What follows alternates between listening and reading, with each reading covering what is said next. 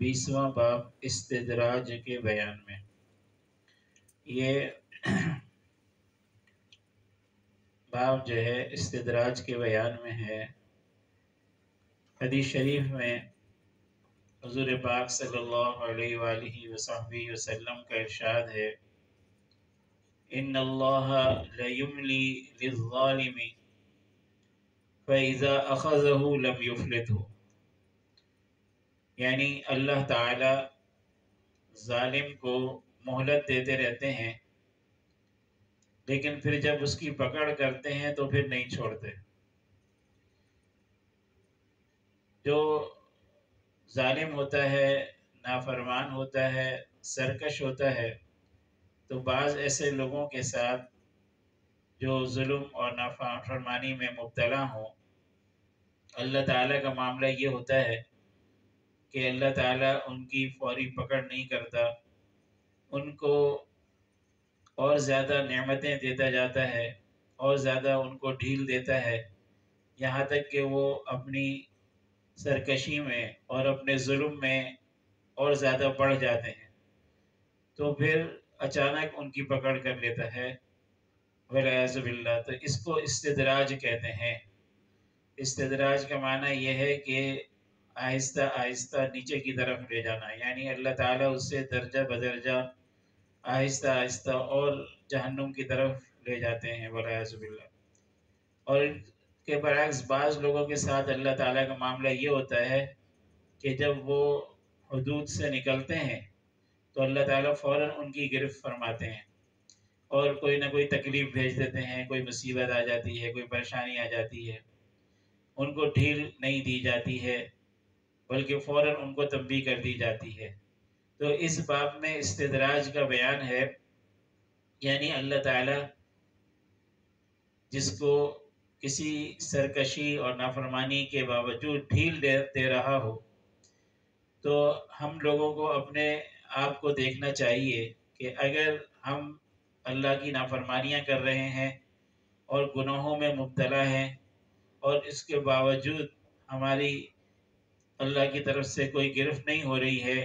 بلکہ اور زیادہ ہمیں نعمتیں دی جا رہی ہیں، تو اس سے ہمیں بہت ڈرنا چاہیے کہ کہیں یہ اللہ تعالیٰ کی طرف سے ہمارے لیے استدراج نہ ہو، اور یہ اللہ تعالیٰ کی طرف سے ہمارے لیے ڈھیل نہ ہو کہ پھر خدا نخواستہ ہماری ایک ساتھ پکڑ آئے۔ اس سے بہت ڈرنا چاہیے۔ اور قرآن کریم میں بھی اللہ تعالیٰ نے اس بات کا ذکر فرمایا ہے ظالموں کے بارے میں کہ سنستدرجہم من حیث لا یعلمون، کہ ہم عن قریب ان کو آہستہ آہستہ نیچے اتاریں گے اس طور پر کہ ان کو پتہ بھی نہیں ہوگا۔ تو ظالموں کو اسی طرح اللہ تعالیٰ ڈھیل دیتا ہے۔ تو اگر ہم سے بھی گناہ ہو رہے ہیں اور ہمارے اوپر کوئی گرفت نہیں ہو رہی ہے تو ہمیں بہت ڈرنا چاہیے۔ اس بات کو بیان فرما رہے ہیں کہ بعض نافرمانوں اور سرکشوں کے ساتھ اللہ تعالیٰ کا یہ معاملہ ہوتا ہے کہ ان کی نافرمانی اور سرکشی پر گرفت نہیں فرماتے، اور گناہوں اور نافرمانیوں کے باوجود مہلت دیتے ہیں اور نعمتیں عطا فرماتے رہتے ہیں۔ جب وہ خوب غافل ہو جاتے ہیں اور نعمتوں میں مست ہو جاتے ہیں اور نافرمانی میں کوئی کمی نہیں چھوڑتے، تو اچانک ان کو پکڑ لیتے ہیں۔ اس اللہ کے اس طرح کے معاملے کو استدراج کہتے ہیں، اور یہ نہایت ڈرنے کی بات ہے۔ اور بعض لوگوں کے ساتھ اللہ تعالیٰ کا یہ برتاؤ ہوتا ہے کہ ذرا بھی حدود سے باہر نکلے تو فوراً ان کو تنبیہ ہوتی ہے، کوئی مصیبت آ جاتی ہے، مال جاتا رہتا ہے، اولاد مر جاتی ہے، اور ان حوادث سے ان کو فوراً تنبیہ ہو جاتی ہے اور اپنے مولا کی یاد میں لگ جاتے ہیں، غفلت سے باز آ جاتے ہیں۔ اس باب میں استدراج کو بیان فرما رہے ہیں۔ ارشاد ہے، ارے بندے، مولا تعالی شانوں کا دم بدم احسان جو تجھ پر ہو رہا ہے، اور تو ہمیشہ دلیری سے گناہ کرتا چلا جا رہا ہے اور باز نہیں آ رہا، تو باز نہیں آ رہا اور تجھ کو اس پر کوئی تنبیہ بھی نہیں ہو رہی بلکہ تجھ کو منہ مانگی مرادیں مل رہی ہیں، تو اپنی اس حالت سے بہت ڈر۔ ایسا نہ ہو کہ تیرے ساتھ اللہ تعالیٰ کا یہ معاملہ استدراج ہو کہ تجھ کو مہلت مل رہی ہو اور پھر اچانک پکڑ ہو جائے۔ اور اس کی دلیل قرآن پاک میں موجود ہے، چنانچہ اللہ تعالیٰ کا ارشاد ہے، सनस्तद्रिजुहुम मिन हैसु ला यअलमून, यानी हम उनको दर्जा बदर्जा आहिस्ता आहिस्ता दर्जों से गिरा देंगे, ऐसी तरह कि उनको खबर भी नहीं होगी। दर्जों से आहिस्ता आहिस्ता उतारने का मतलब यही है कि गफलत रोज़ बरोज़ बढ़ती चली जाएगी और मुँह मांगी मुरादें मिलती रहेंगी। जब अच्छी तरह गाफिल हो जाएंगे तो फिर दफतन अजाब आएगा, वलियाज़ुबिल्लाह। इसके बाद शेख का जो इरशाद है वो इसी मौजू से मुताल्लिक़ है, लेकिन उन लोगों से मुताल्लिक़ है जो ज़ाकिर शागिल हैं और अल्लाह ताला के क़ुर्ब के रास्ते में मेहनत कोशिश कर रहे हैं। ज़ाकिर शागिल लोग जो हैं वो गोया अल्लाह ताला के मुक़र्रब बंदे होते हैं। अल्लाह ताला की तरफ उनका सफ़र जारी होता है और रोज़ बरोज़ वो अल्लाह के क़ुर्ब में तरक्की कर रहे होते हैं। और जो जितना ज़्यादा अल्लाह ताला के क़ुर्ब में तरक्की करता है उतना ज़्यादा उसकी हालत जो है वो नाजुक भी हो जाती है, यानी उसकी गिरफ्त ज़्यादा होने का एहतमाल होता है बनिस्बत उसके के जो आम आदमी है। और इसीलिए कहते हैं कि मुक़र्रबा रा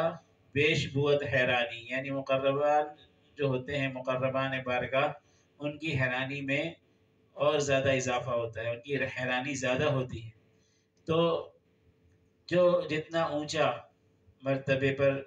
होता है और आगे की तरफ तरक्की कर रहा होता है उसके लिए नाजुक मामला होता है। बाज़ ऐसी बातें कि जिन पर आम आदमियों की पकड़ नहीं होती, ख़ास आदमियों की उन बातों पर अल्लाह की तरफ से पकड़ हो जाती है। और इसीलिए कहते हैं कि जिनके रुतबे सिवा हैं उनको सिवा मुश्किल है, यानी जितना अल्लाह के यहाँ उनका मकाम ज़्यादा होता जाता है उतना मामला उनका नाजुक है। और फिर होता ये है कि बाज़ औक़ात ऐसे शख्स की जो ज़ाकिर शागिल है किसी मामले में अल्लाह ताला की बारगाह में कोई बेदबी उसके मुँह से सरज़द हो जाती है, कोई कलाम ऐसा सरज़द हो जाता है जो अल्लाह ताला की बारगाह में बेदबी का कलाम होता है और उसकी वजह से उसकी गिरफ़्त हो जाती है। और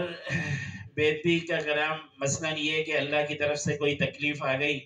और उसके मुँह से कोई ऐसा कलमा निकल गया कि जो गोया अल्लाह पर एतराज़ हुआ, नऊज़ुबिल्लाह। या ये कि उसने अपनी किसी तकलीफ़ की शिकायत मखलूक से की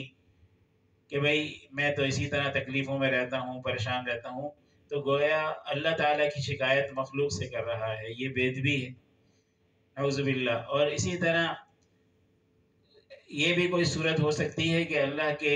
औलिया में से, बुज़ुर्गों में से, मशाइख में से किसी पर उसने एतराज़ कर दिया, उनकी शान में कोई गुस्ताखी कर दी, तो उस पर भी पकड़ हो जाती है। तो ये बड़े डरने की बात है।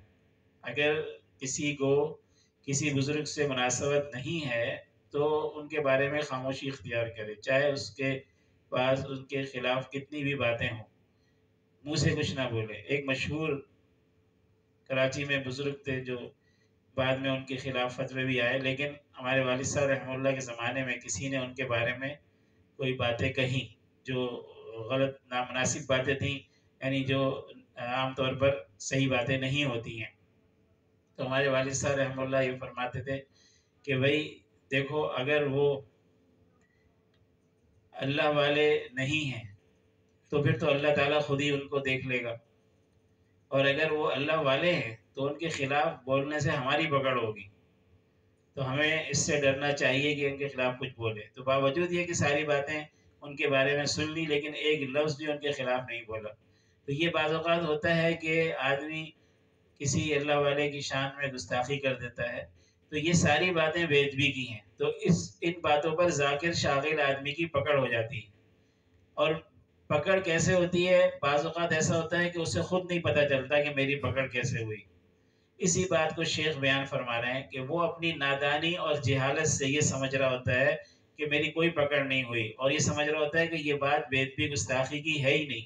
अगर बेदबी गुस्ताखी की होती तो अल्लाह ताला जो मेरे इमदाद फरमा रहा है, ज़ाहिरी भी और बातिनी भी। ज़ाहिरी इमदाद ज़ाहिरी नेमतें होती हैं, माल और दौलत, खाना पीना, औलाद,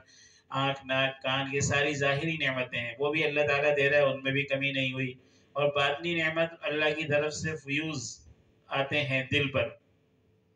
ہر وقت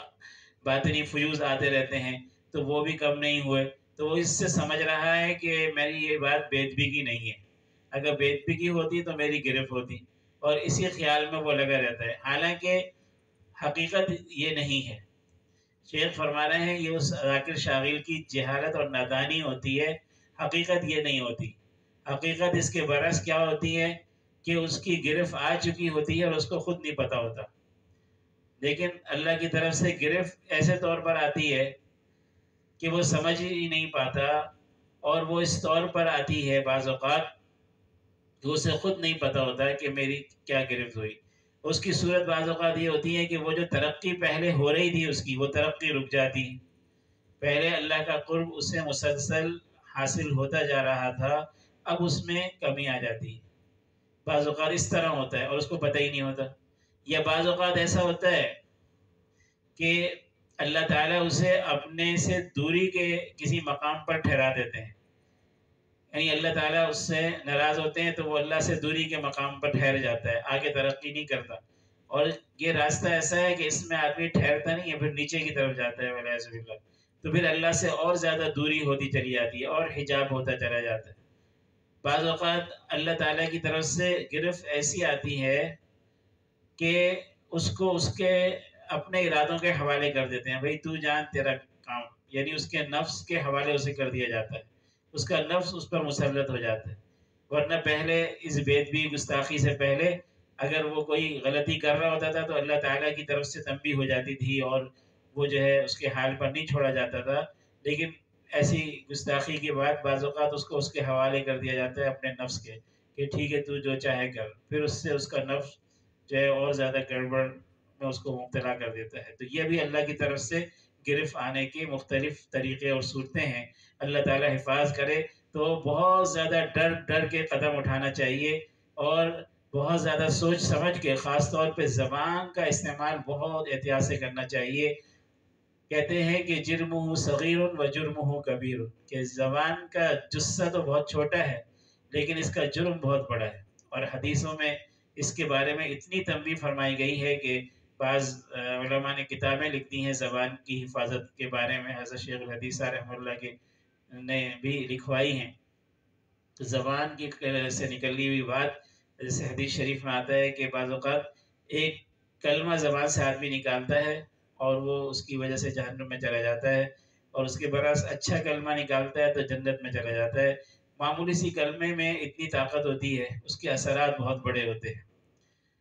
کیونکہ اس کے اثرات بہت بڑے ہوتے ہیں۔ زبان سے دو کلمے نکلتے ہیں لیکن بعض اوقات اللہ کے وہ محبوب ہو جاتے ہیں، اور بعض اوقات اللہ کا اس کو جو ہے مبغوض کر دیتے ہیں۔ دل چیر بھی دیتے ہیں، دل جیت بھی لیتے ہیں، دل چیر بھی دیتے ہیں، دل جیت بھی لیتے ہیں، وہ لفظ ہی تو ہوتے ہیں جادو میں جو سموتے ہیں۔ تو مقصد الفاظ ہی میں یہ اثرات ہوتے ہیں، بعض اوقات اللہ کا قرب عطا کر دیتے ہیں، بعض اوقات اللہ سے دور کر دیتے ہیں، تو بہت ڈر ڈر کے قدم رکھنا چاہیے۔ لیکن یہ جو اولیاء اللہ ہیں، ان میں بعض اولیاء اللہ وہ ہیں کہ جن کو اللہ تعالیٰ فنائے تام عطا کر دیتا ہے، یعنی ان کا نفس بالکل فانی ہو جاتا ہے، تو پھر ان سے ایسی بے ادبی و گستاخی کے الفاظ صادر نہیں ہوتے۔ فرماتے ہیں جاننا چاہیے کہ اللہ تعالیٰ کی بارگاہ سے جتنا قرب بڑھے گا اتنا ہی احکام بھی زائد اور پکڑ کے خطرات بھی زائد ہوں گے۔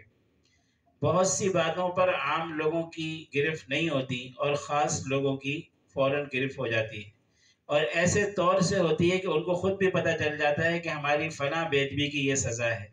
اسی لیے کسی نے کہا ہے مقرباں را بیش بود حیرانی،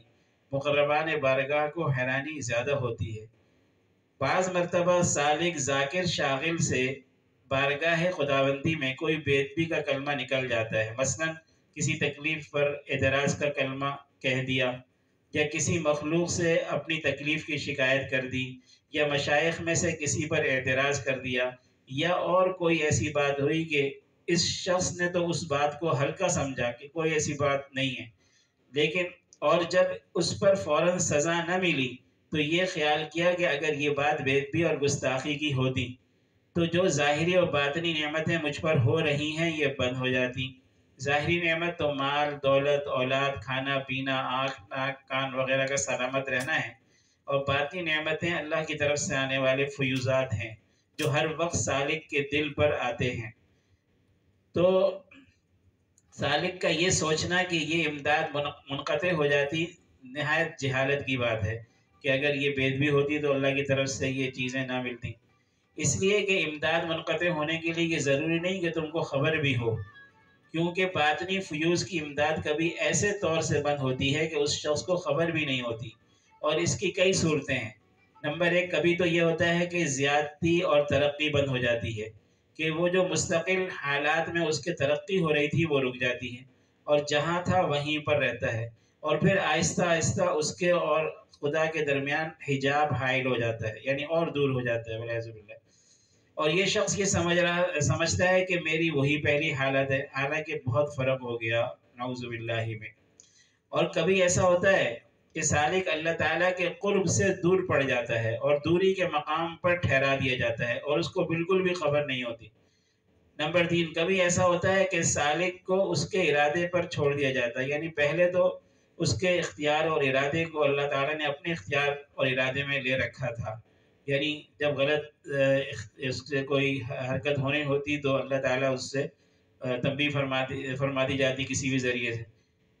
اور اس کے ارادوں پر اس کو نہیں چھوڑا تھا، اور اس گستاخی کے بعد پھر اس کے نفس کو اس پر مسلط کر دیا اور مدد کو روک لیا۔ لہٰذا مرید اور سالک کو چاہیے کہ نہایت ادب سے رہے اور زبان اور قدم کو سنبھال کر رکھے،